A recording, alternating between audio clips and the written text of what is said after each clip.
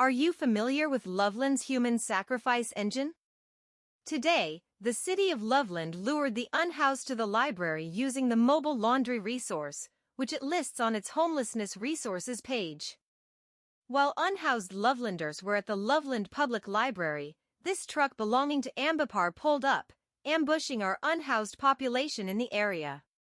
They stole this truckload of essential personal property from our unhoused residents. The city of Loveland posts the times and dates for the mobile laundry, so they know exactly when the unhoused will be on site, trying to get their needs met in this tiny window of time while Lovelanders prattle on about how there's help if they want it. They just have to use it. They stole bicycles necessary for daily transportation to avoid citations by our predatory police patrols. It's like breaking a mouse's legs before lowering it into the snake tank. Make no mistake, this is sadistic malice. Most of this community is already desperately sick, from continual exposure to the elements and being packed on top of each other like sardines. This is entirely predictable, as we have seen similar conditions lead to these outcomes throughout history.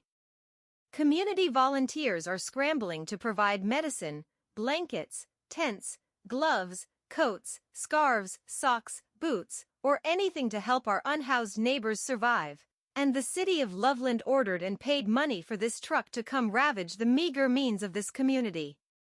Essentials are being stolen as fast as they can be supplied. This attack comes from all angles.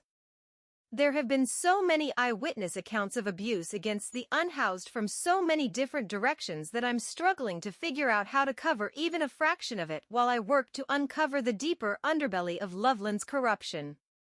There have been multiple reports of LRC staff stealing prescribed meds from the unhoused. The LRC is now handing out 60-day bans to people for being dysregulated under these conditions. 60 winter days and nights. There have been sexual assaults with eyewitnesses that go undocumented by the police.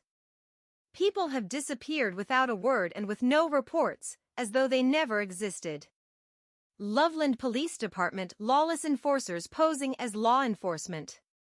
The Loveland Police Department even bullied the Calvary Church located next door to the Loveland Resource Center. The church had worked to provide services to the community in multiple ways, from a clothing closet, to addiction recovery services, to allowing the local mutual aid group Everyone Deserves to Eat to feed the unhoused from their parking lot.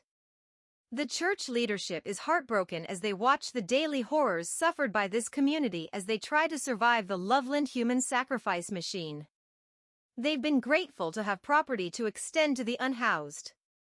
There are times that in order to serve the community and keep their commitments to the variety of groups they serve with their property, that police assistance is needed to clear spaces when needed. The Loveland Police Department called them to tell them they can't offer any assistance whatsoever because they sometimes allow the unhoused on their property. Just a little arm twisting, right? There is leeway in the enforcement of any law. Laws can be enforced with, as we see evidenced in Josh's story, or they can be enforced against as we saw with the Gestapo in Germany. This intimidation has no place in public safety, especially considering that the LPD is getting the bulk of the city's budget.